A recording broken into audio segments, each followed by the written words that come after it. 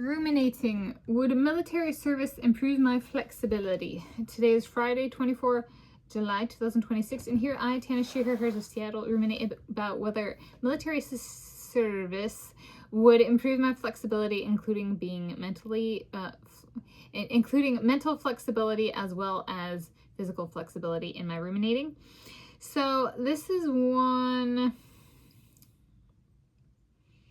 how to phrase it. I use rowing as part of my rowing training, my running, another close R, end of the vowel alphabet, vowel running training.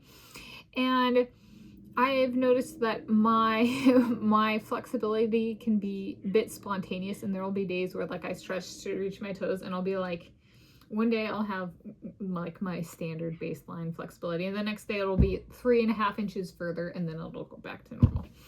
So spontaneous flexibility, and this is one that I was like,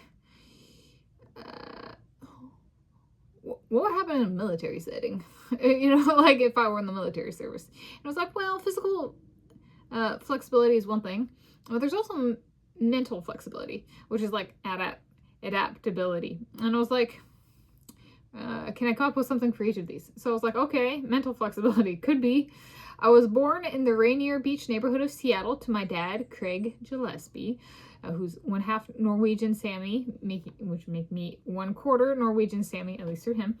And I get drafted to the Norwegian Army by 5th generation law, which can draft those 5 generations even if they live outside Norway. Kind of like their land 5th generation laws. So if you can have land in Norway by 5th generation law, you can also be drafted to serve in the military. Such a simple way to disprove people who claim to be Norwegian are not Norwegian, to prove that they're not Norwegian.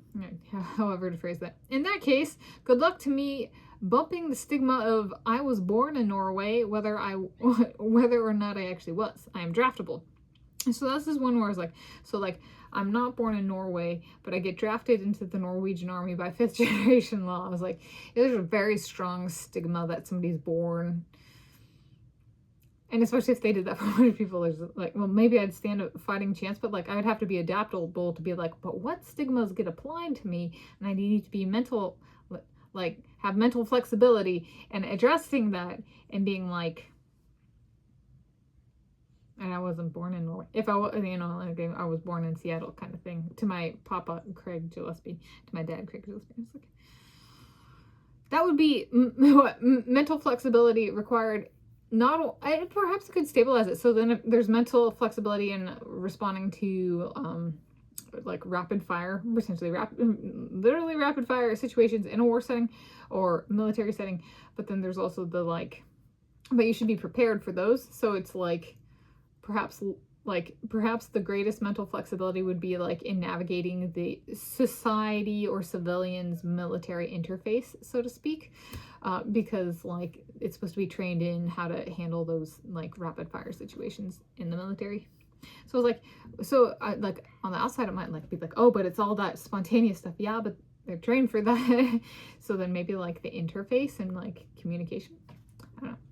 And then for physical flexibility, bendy, so to speak, it's that might be from trading, going back to my spontaneous flexibility thing. But it was at the end of the day, I think I can be kind of honed in on down to I hope not. That would mean something bad happened, such as a building collapsed or I did something wrong. Although building collapse isn't necessarily unique to a military setting, at least not in these days and ages, that being a building, I'm making my way out of a building and the building, starts to collapse or is rickety and make out and the building collapses. That'd be a happy ending right now. I make it out before it fully collapses. It's falling down as I'm running out. I was getting that kind of a scenario, keeping it a positive on that take of flexibility to navigate falling debris, falling items, that kind of stuff. Right? In a situation that Especially that might require mental flexibility as well, right? That wasn't something we have a rough outline for worst case scenarios, but then there's a lot more flexibility and adaptability required in those situations that aren't, can't quite fully plan out that worst case scenario. So it requires both mentally flexible, no, both mental flexibility and physical flexibility. Yeah. So would military service improve my flexibility? Well, I intend to train well, so the true flexibility region might be the civilian military interface. It's ruminating. It's my ruminating.